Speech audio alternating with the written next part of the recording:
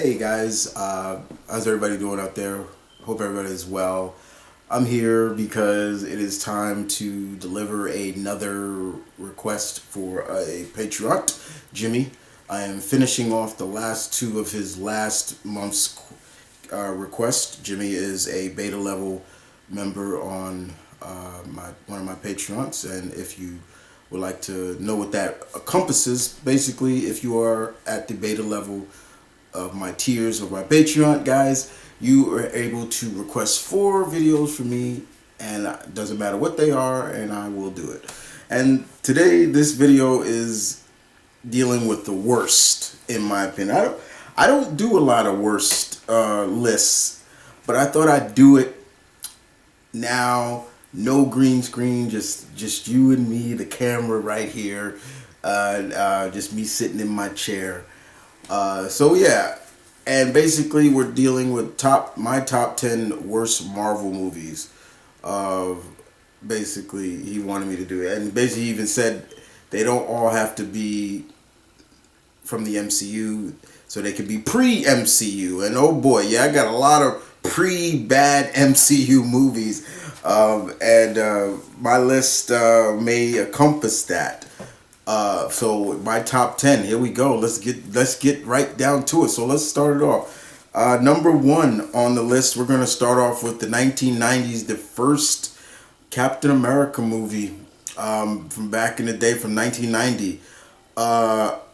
This movie was not good. It wasn't even released until later, years later. And when I did see it, and me being an avid Captain America fan that I was, and that I still am, you know, growing up reading comics at that point, 1990, yeah, I looked at this and I was just like,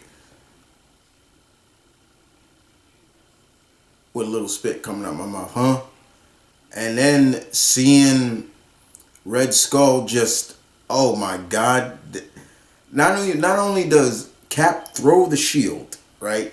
Red Skull catches it like Bucky did, but he wasn't German. He was Italian. So could you imagine Red Skull with an Italian accent coming? Huh? Yes, I understand that, yeah, but no, that didn't work for me. I was like, you gotta be crazy. You I ain't never watched that movie ever again, and I don't advise anybody else to either. Shoot. Number 2 on the list is Roger Corman's Fantastic Four. This movie never got released. I had to see this movie on a bootleg, and this came out in '94. Now I give them credit, like they looked the part, but no, it wasn't. It wasn't the first family, especially when you can see the goddamn zipper in Thing's costume. Oh my God. And of course we saw, there's never truly been an aesthetic really good, you know, I'll give Tim Story his credit for trying with Fantastic Four, but we need a legit representation of the first family on a cinematic viewing that is good, that showcases what they truly are. They are a family. They are not just superheroes, they are a family, and they are more adventurers than anything, but still, we haven't truly got the essence of the Fantastic Four right in cinema. And this one, the first one, yeah, was never the case. Don't go watching this, please. You'll hurt your eyes. Let's move on. Okay, next up on the list, number 3, 1989's Dolph Lundgren's The Punisher. The more I don't say about this, the less we can just move on, okay? But I'll say a little bit, okay? Yes. Do I respect and love Dolph Lundgren? Yeah, I do. Has he made some movies that were just great when I first saw him as a kid, and then when I got older, I was like, what was I thinking? You want to know what that was? Masters of the Universe. Yeah, okay? But I never took him for Frank Castle. And the things I remember about the movie was that he was a cop in this. He wasn't a Marine. He was a cop. Legendary actor Louis Gossett Jr., Academy Award winning Louis Gossett Jr. was in this movie as his partner chasing Frank. He didn't have the skull or anything.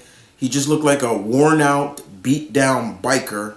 And I believe if I remember correctly, he fought the Yakuza as well as the biggest thing I remember taking away is him being naked in the sewer, and I can't believe I remember that. But yeah, that was about it. Being naked in the sewer, and Louis Gossett Jr. yelling Frank, like like that was just the craziest part. But yeah, weird. Number 4 on the list goes to Elektra. Jennifer Garner was never, in my opinion, the right actress to play Elektra. Now, is Ben Affleck's Daredevil on this list? I'm going to let you guys, I'm spoiler alert, no it's not. Because I do like the Ben Affleck Daredevil movie, but I like the director's cut better. But to a degree, it still is pretty good. I don't like Elektra's movie in general. Everything you thought what was going to be in Daredevil was saved for the Elektra movie, including Stick, played by Terrence Stamp. Yeah, Zod himself.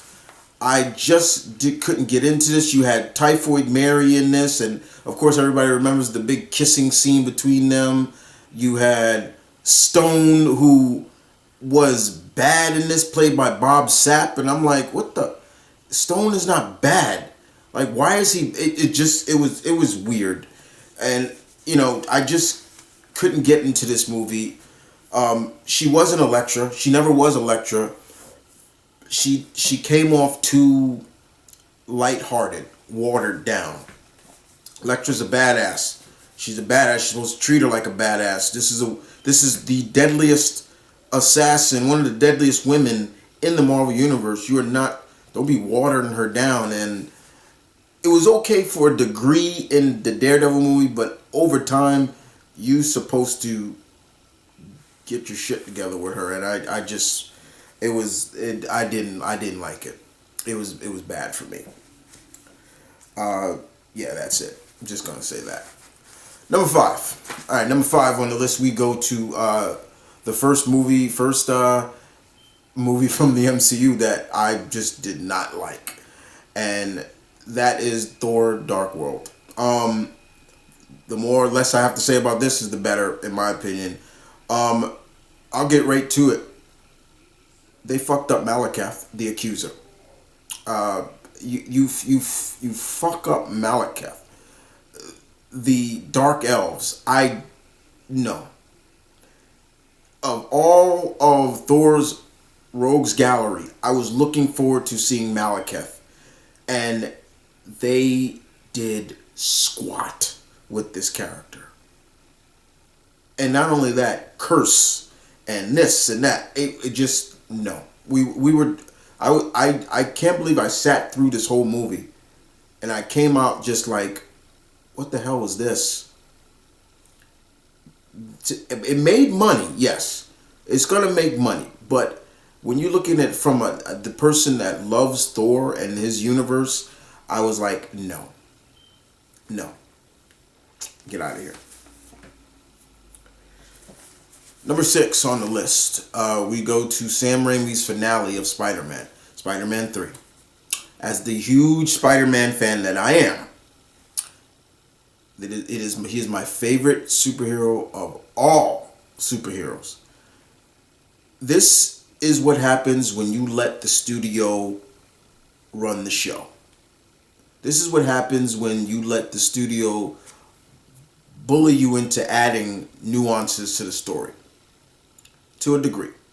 This movie did not need Venom, but they added it. I did not like Topher Grace as Eddie Brock. He looked like a chump. He looked like, to the point I can bully this punk around.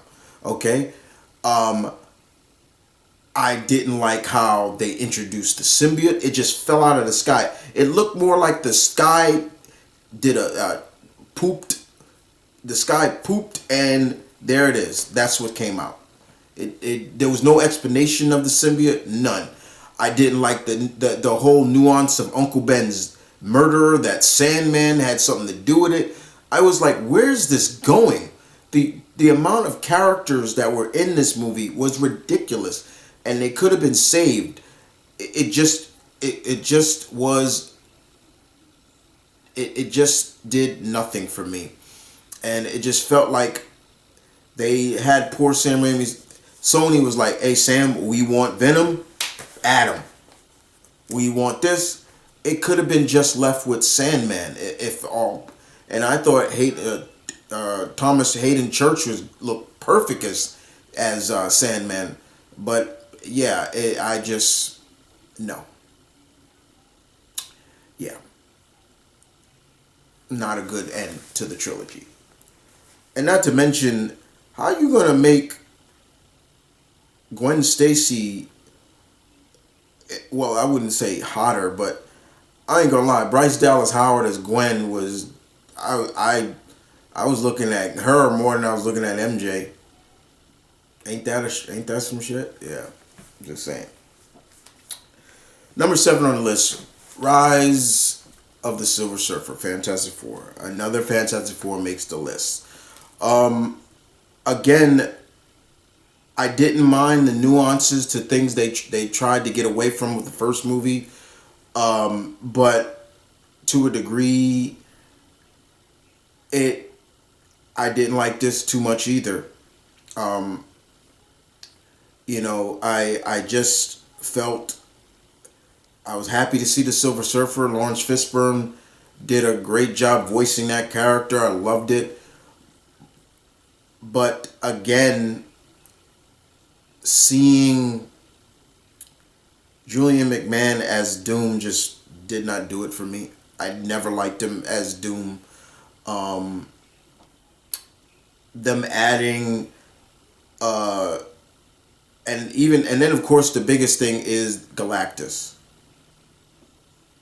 The less I have to say about that is more.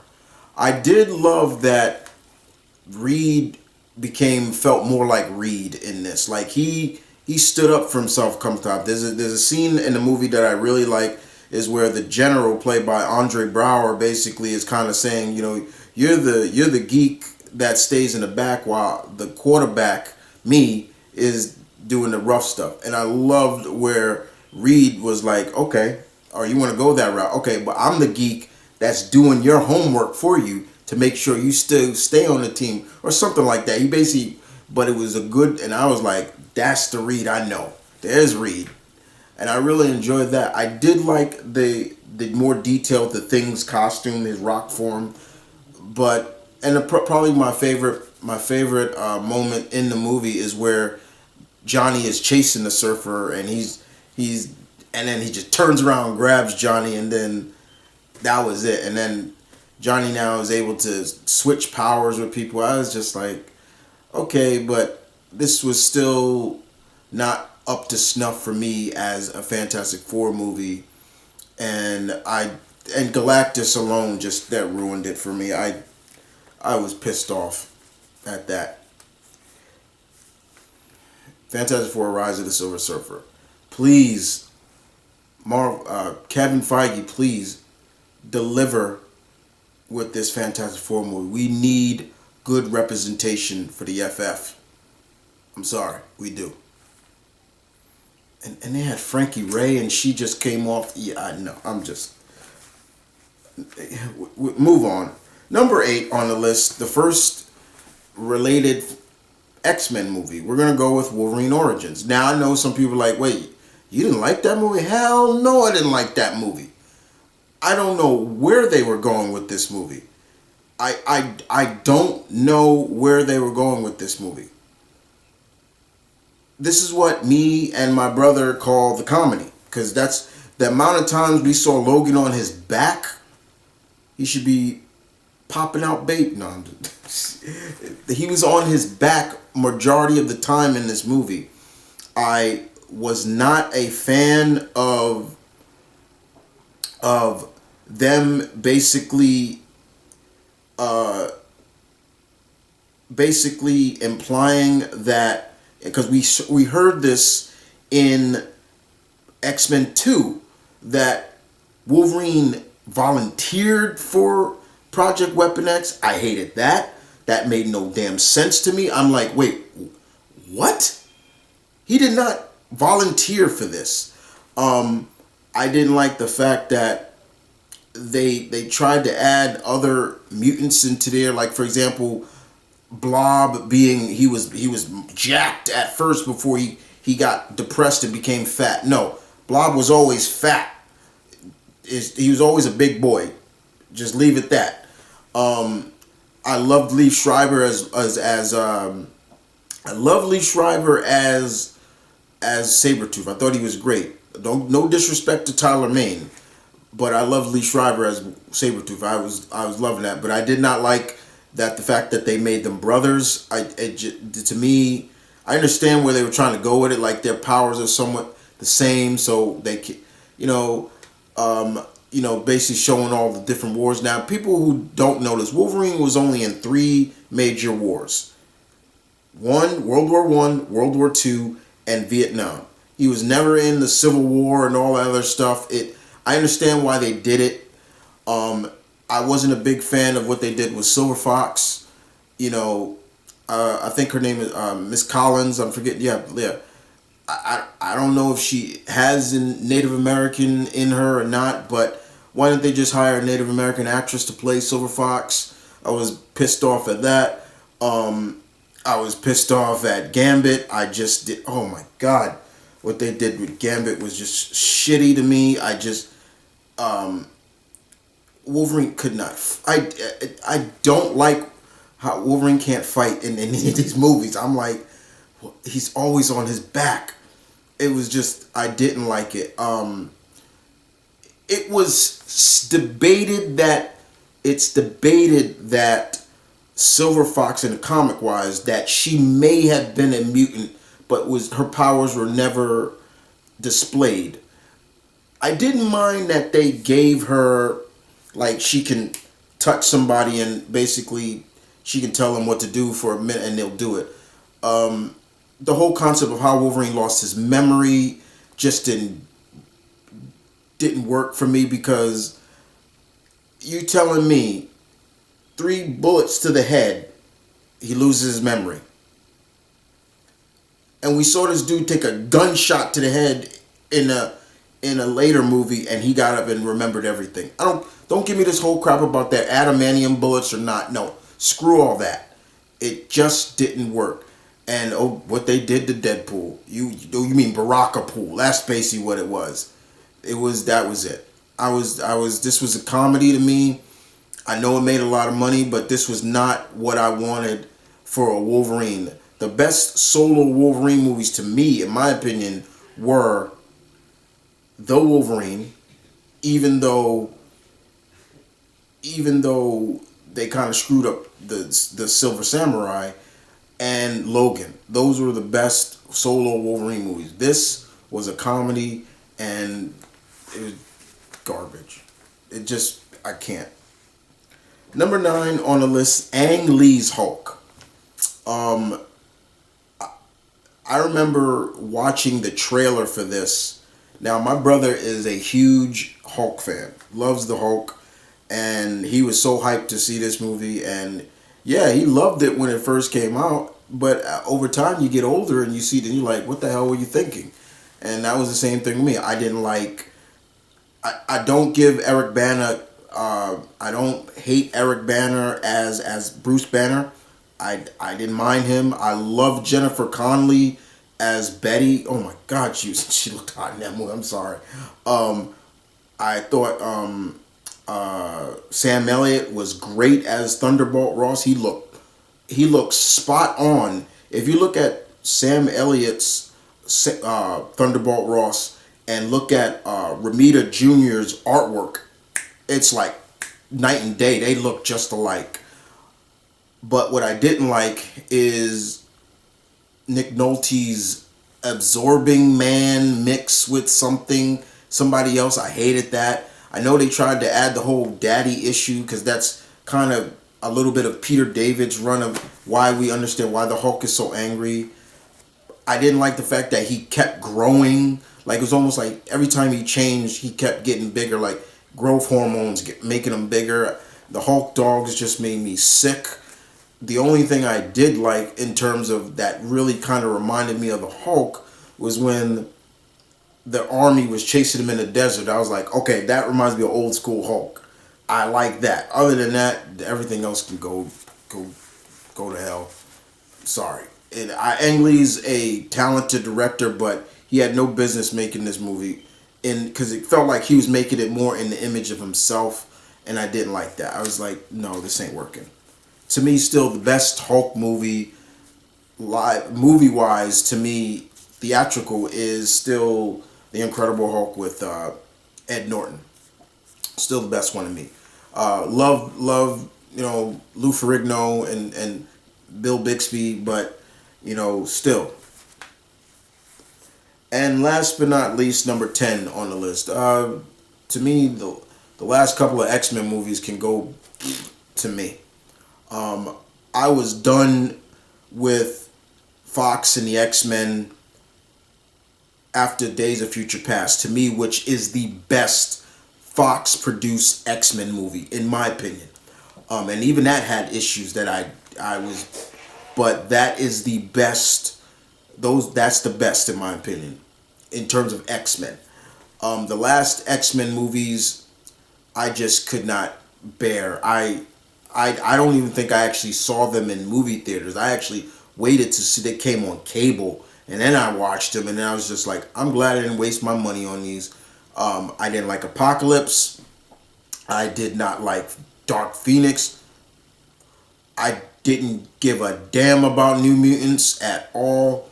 I'm not gonna sit there and watch Ileana be basically partially racist. No, get out of here. No, I no, I was done. I am done with Fox, and that's why, as far as I'm concerned, I'm glad Fox doesn't have the rights to X-Men anymore, because they started to fail with me, pretty much.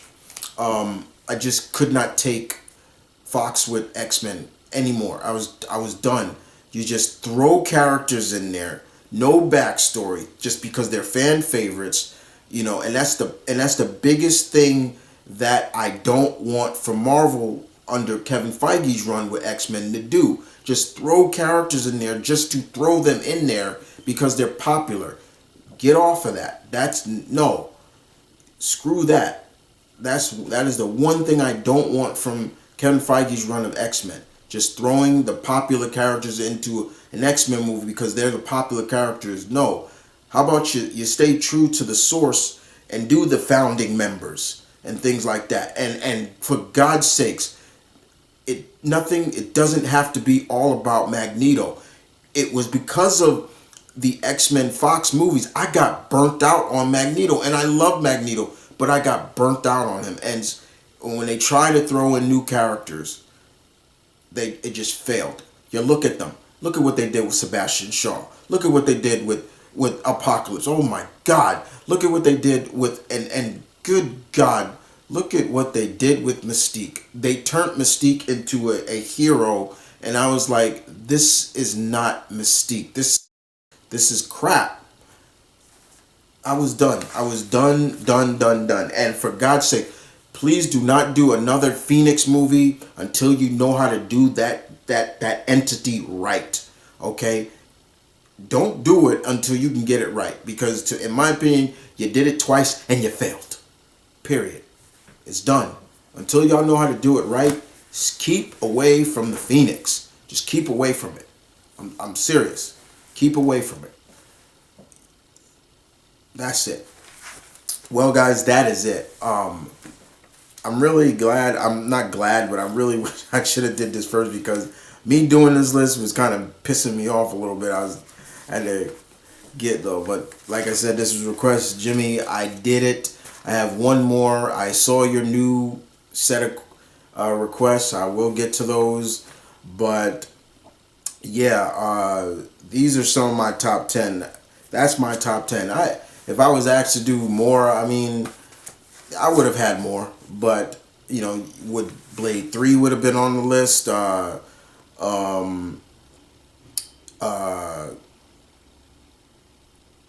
Uh, X-Men 3 would have been on the list, but I had to choose. And somebody will ask, what about Howard the Duck? I have a special place in my heart for Howard the Duck. Even though it was a flop, I have a special place for Howard the Duck. There's something about that movie that I love, and even though it was a flop, I do. And it's Man Thing's up there. I should have put Man Thing up there, but you know, you know, I'm just saying. Well, those are my top 10. What are yours? What are your top 10 worst Marvel movies? They don't have to just be MCU. They could be pre-MCU. A lot of them come pre-MCU for me. The MCU movies, in terms of the Marvel movie, a lot of them are good. They could be better, and you can see where they messed up with some of the stuff. Like, for me,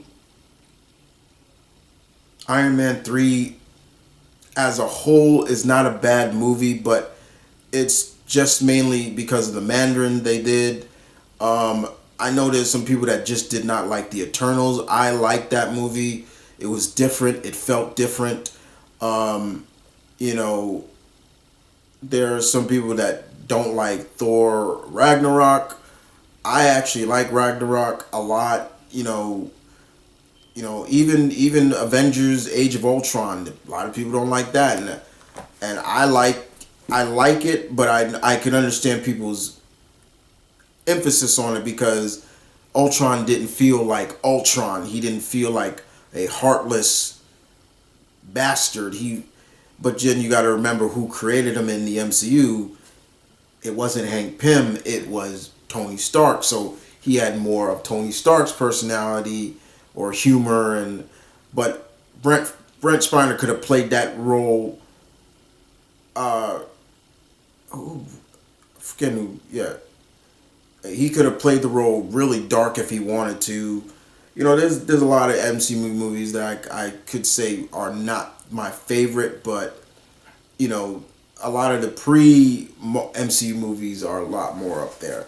Like I said, guys, I don't go looking for some of these movies, especially the earlier movies. If you liked them, more power to you. I'm not gonna hate on you, but for me, a lot of them things I can't with them. I really can't. Anyway, guys, you guys take care, and I will see you guys next time with another video. Deuces, guys.